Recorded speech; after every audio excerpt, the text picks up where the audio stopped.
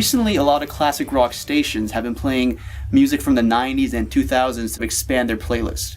In your mind, would that suggest that the traditional definition of classic rock is evolving?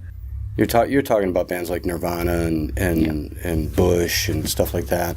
I think all of that stuff is actually very blues-based, but I don't think that classic rock is dead. I just think that would be the new definition of where rock is. I think what we're waiting for is the next thing. Just like how when Nirvana came out, they were the thing, and that's been beaten into the ground now, and so everybody's waiting for what's next, you know.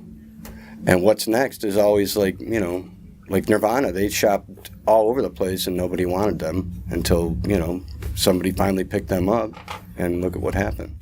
There's definitely, it's going to happen. Who it's going to be and how it's going to sound, I couldn't tell you, because I would have never guessed that Nirvana was going to be that, you know. People my age, we grew up on Zeppelin and the Rolling Stones and Hendrix and Jeff Beck and, you know, Mountain, Leslie West. I believe that there's going to be another hard rock band that's going to be huge again, because people love music and people love rock.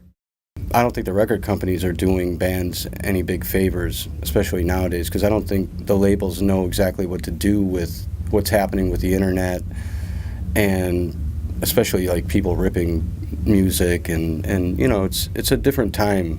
Well, it's a business, and you know, and they're out to make money, and it used to be different. They used to take a band and they would nurture that band. They'd release their first record and they'd let the band grow, and they'd give them, you know, time to grow and become whatever it is they're going to become. Nowadays, it's like, it's you either got it or you don't. And then if they release your record and nothing happens, they drop you, you know.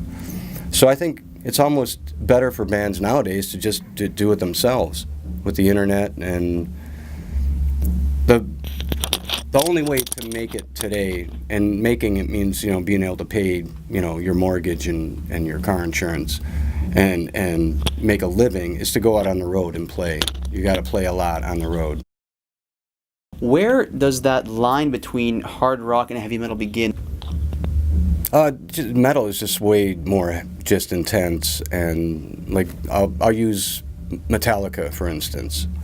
Like if you listen to And Justice for All, and then you listen to a hard rock band, it's a totally different thing. You know, a hard rock band is really blues-based, singing about, you know, some girl's ass, where Metallica is like super heavy, very complicated, and, you know, singing about totally different stuff, you know.